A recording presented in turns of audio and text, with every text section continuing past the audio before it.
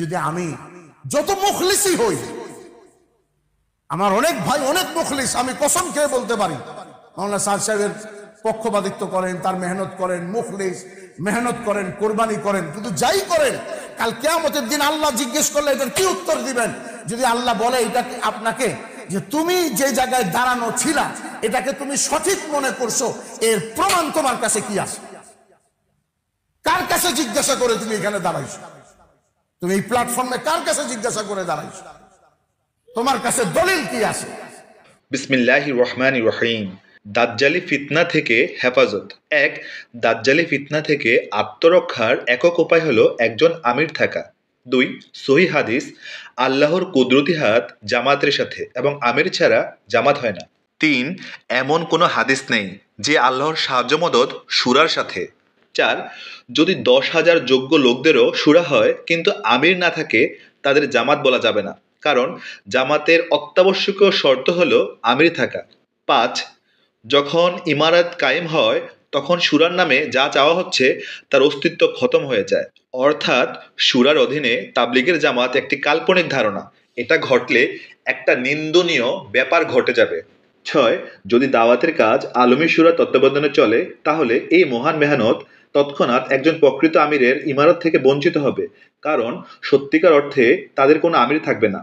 তখন তাদের মেহনত করা কিছু মানুষ বলা যাবে, কিন্তু জামাত শব্দ তাদের জন্য প্রযোজ্য হবে না, কিয়ামত পর্যন্ত নয়।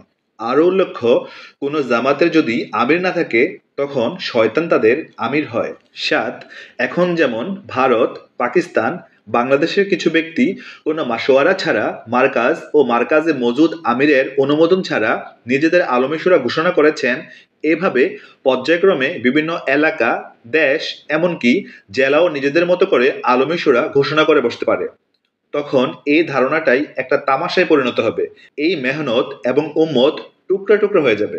মূলত মাওলানা সাদ সাহেবের ভুলগুলি মূল টার্গেট ছিল না। মূল টার্গেট ছিল যে আপনি এমারত ছেড়ে দেন তাহলে মাসলা হল, যেটা বর্তমান আপনার কাছে অনেকগুলি ঘুরে ঘুরে ভিডিও আসছে। অনেক ওলামায়ে কেরাম বলছেন যে সাদ সাহেব যেখানে থাকুক তিনি অনলাইনে একটা ঘোষণা দেখে আমি এমারত ছেড়ে দিয়েছি তাহলে মাসলা খতম। আমার কথা হলো যে সাদ সাহেব ব্যাপারে আপনি বলছেন যে আল্লাহ হাতে হিদায়াত নাই, সাদ সাহেবের ব্যাপারে বলছেন উনি নবীর ভুল ধরে, সাদ সাহেবের ব্যাপারে বলছেন ওনার আকীদা ঠিক নাই, তাহলে শুধু ইমারত ছেড়ে দিলে ওনার সবকিছু ঠিক হয়ে যাবে?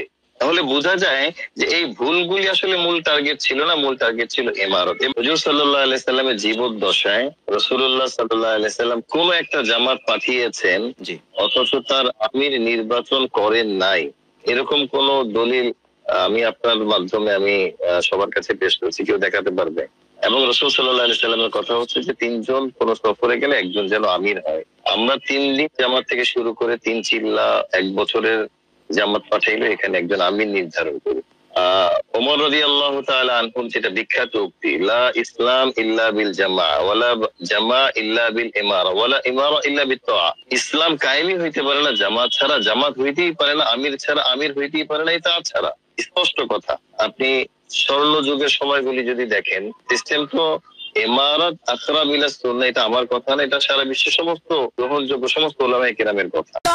না চাক, বুঝে আসুক না আসুক, কেউ আমাকে সমর্থন করুক চাই না করুক, কারণ আমি কাল কিয়ামতের দিন আল্লাহর সামনে দাঁড়ায় বলতে পারবো, এ আল্লাহ আপনি কোরআন শরীফে বলছিলেন ফাসআলু আহলা যিকরি ইন কুনতুম লা তা'লামুন, তুমি না জানলে জাননেওয়ালাদেরকে জিজ্ঞাসা করো। এ আল্লাহ ওই জামানায় আহমদ শফি, ওই জামানার বাবুনগরী, ওই জামানার নূর হোসেন কাসিমি, ওই জামানার মুফতি তকি উসমানী, ওই জামানার মুফতি রফি উসমানী, ওই জামানার এরকম ভাবে আব্দুল্লাহ দরখাস্তি, ওই জামানার মুফতি জারুলি খান, ওই জামানার মৌলানা ইব্রাহিম, ওই জামানার মৌলানা আবুল কাসিম নোমানী, ওই জামানার মৌলানা এরকম সাইদ আহমদ পালনপুরি, এরা সবাই যেহেতু বলছে সুরাই নিজামের সাথে মেহনত করতে, আয় আল্লাহ আমি ওনাকে মহব্বত করতাম, কিন্তু আমি যেহেতু আমি নিজে এলেম রাখি না, আমি সমস্ত আলেমদেরকে মানছি, সুতরাং এ আল্লাহ আপনি আমাকে বদলা দেন, ওই সমস্ত আলেমকেও বদলা দেন। এবার আমি আপনাকে একটা কথা অত্যন্ত বিনয়ের সাথে এবং আদবের সাথে আমি বলতে চাই যে আমি যে মাওলানা সাদ সাহেবকে নিয়ে তাহকিক করব এবং ওনার মতো যারা বৈশ্যবরণ্য ব্যক্তি, আসলে আমার কি ওই হাইসিয়ত ওই যোগ্যতা কি আমার আছে? অথবা আমার মতো ব্যক্তি মাওলানা সাদ কান্দেলভি অথবা বিশ্ববরেণ্য কোন আলেম, মাওলানা আরশাদ মাদানী বলেন, মাহমুদ মাদানী, তকি উসমানী, মনজুর মেঙ্গেল, দামাত বারাকাতুহু, ওনাদের মতো ব্যক্তিদের যদি কোনো ভুল হয়ে যায় সেটা তাহকিক করার মতো, ধরেন আমি মনে করি আমার ব্যক্তিগত জায়গা থেকে যে আমি অতটা শক্তিশালী না বা অত হিম্মত আমি করতে পারি না। আমার উস্তাদরা যখন আমাকে তাহকিক করতে পাঠিয়েছেন, আমার সম্মানিত উস্তাদ বুখারী সানি যেখানে আমি পড়েছি জামিয়া রহমানিয়া, উনি আমাকে বললেন যে তুমি তাহকিক করো। আমি বললাম কি তাহকিক, কিভাবে তাহকিক করবো? বলে ইউটিউবে মাওলানা সাদ লিখে সার্চ দাও, আমি 17 কথা বলছি, তাহলে তাহকিক চলে আসবে। আমি বললাম হুজুর সারা জীবন শিখাইলেন এই নেট ইন্টারনেট থেকে বেঁচে থাকতে, আর তবলিগের এই বিশ্বব্যাপী এই এত বড় জিনিসটা আমি এই ইন্টারনেটে 2 টাকার জিনিস দিয়ে আমি তাহকিক করবো, এটা কিভাবে? বলে তাহলে কি করবা? আমি বলি যে যেখান থেকে গন্ডগোল শুরু হয়েছে ওইখানে যাই।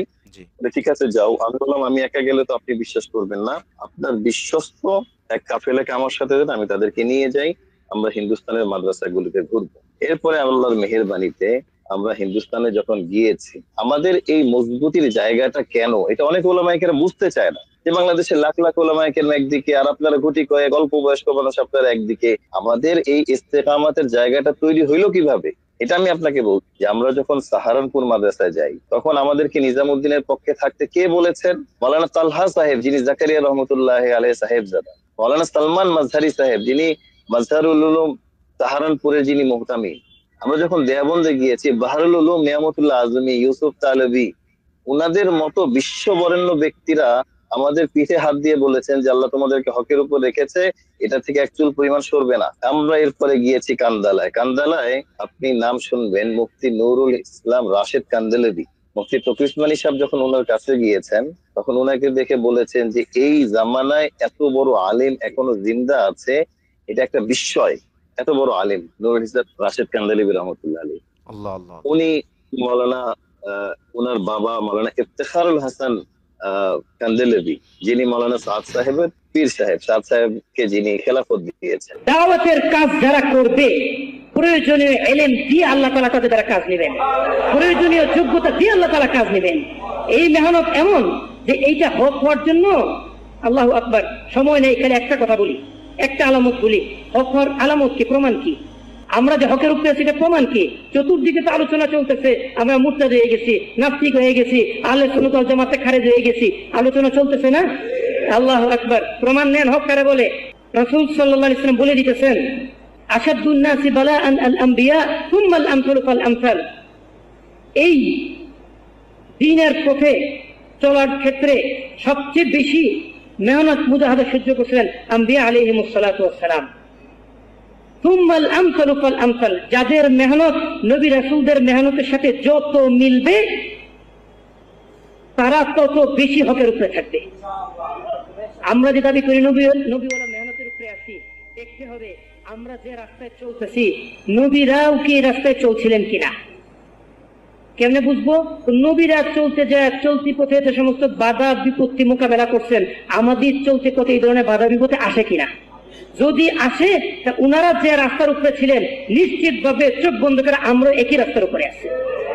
এবার দেখেন তো হালত আসতেছে কিনা। কোন পাকের মধ্যে আল্লাহ তাআলা বলতেছেন, সূরাতুল বাকারা 214 নম্বর আয়াত, আম হাসিবতুম, তোমরা কি মনে করো আন তাদখুলুল জান্নাহ, চলে জান্নাতে চলে যাবা, ওয়ালাম্মা ইয়াতিকুম মাসালুল লাযিনা খালাউ মিন ক্বাবলিকুম, অথচ এই রাস্তায় চলতে যায় পূর্ববর্তীদের উপরে যত হালত আসছিল কোন হালতই তোমাদের উপরে আসবে না। মাসসাতুহুমুল বাসা, তাদের উপরে মানসিক প্রেসার দেওয়া হয়েছে। ওই যে নাস্তিক হয়ে যাওয়া, মুক্তাদ হয়ে যাওয়া, পুলিশ ধরামো, এইটা করবো ওইটা করবো, দখল করবো, এই সমস্ত কথাবার্তা এগুলিকে মানসিক প্রেসার তৈরি করে না? এগুলি তাদেরকেও করা হয়েছে। রব্বাররা শারীরিক ভাবে হিট করছে, পাথর নিক্ষেপ করছে, তীর নিক্ষেপ করছে, তুতু মারছে, ঘুরি আইনা ঢেলে দিছে। হয়েছে কিনা ভাই? হ্যাঁ, এগুলো আমাদের হইতেছে, ডাক্তার কি চলতেছে দেশব্যাপী।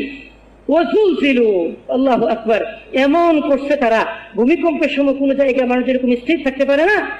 এইখানে গেছে এখানেও কাঁপে, ওই এলাকায় গেছে ওইখানেও কাঁপে, ওই এলাকায় গেছে ওইখানেও কাঁপে। রাসূল সাল্লাল্লাহু আলাইহি ওয়াসাল্লাম চিন্তা করলেন, তাহলে একটু মামু বাড়িতে যাই, তাই দুধমার এলাকা, আমার মামারা আছে, না হইলো মামা তো বাইরে আছে, না মানলেও একটু আপ্যায়ন তো করবে। কেমন আপ্যায়ন করছে সবাই আমরা জানি, ইতিহাস কত মর্মান্তিক। আল্লাহু আকবার। এটার উদ্দেশ্য কি? এটার উদ্দেশ্য হলো ওই ভূমিকম্প সময় মানুষ যেরকম স্থির থাকতে পারে না, হকের পথে যারা চলবে সাময়িক হালত তাদের উপরে এরকম আসবে, এক জায়গায় যাবে বের করে দিবে, আরেক জায়গায় যাবে বের করে দিবে, আরেক জায়গায় যাবে বের করে দূরের কথা ঢুকতেই দিবে না। এরকম হালত কি আমাদের উপরে আছে কিনা? গেলে বের করে দে, ওখানে গিয়ে ঢুকতে দে না, এইটা নে ওইটা নে। আল্লাহ আকবার। এইটাই প্রমাণ করে মেহনত হকের উপরে আছে। আর এই হক প্রমাণ করার জন্য এই ধরনের হালত আসতেই হবে, আসা বাধ্যতামূলক, আসছেই যে প্রমাণ। যেমন দেখেন আরেকটা প্রমাণ দিই, রাসূল সাল্লাল্লাহু আলাইহি ওয়াসাল্লাম যখন ওই যে ইকরা বিসমি রাব্বিকাল্লাযী খালাক এখান থেকে 5টা আয়াত পাইছেন, তারপর শরীর কাঁপতে কাঁপতে জোরে উঠে গেছে, জাম্মিলুনি জাম্মিলুনি, আমাকে ঢাকা দাও কম্বল দিয়া। ওনার বিবি খাদিজা রাদিয়াল্লাহু তাআলা ঢাকা দিলেন। এরপর ওনার বিবি বুঝতে পারতেছে না কি হইতেছে, দৌড়ে চলে গেলেন ওনার চাচাতো ভাই ওয়ারাকা ইবনে নাওফালের কাছে। দেয়া বললেন চাচাতো ভাইয়ের কাছে যে এরকম এরকম হালত, বুঝতেছি না কি হইতেছে। তিনি কি বললেন, লা ইন কুনতি সাদাকতি ইয়া খাদিজা ইন্নাহু লানাবিয়্যু হাযিহিল উম্মাহ। খাদিজা, যে সমস্ত আলামত বর্ণনা করছো যদি এগুলো সত্য হয়ে থাকে তাহলে তোমার স্বামী এই জমানার নবী হবে। রাসূল যখন একটু সুস্থ হইলেন, ওয়ারাকা ইবনে নাওফাল আসছে, অনেক কথাবার্তা বলছে, লাস্টে সান্ত্বনা দিয়ে একটা কথা বলতেছে, লাইতানি কুনতু হাইয়ান ইয ইখরিজুকা কওমুক।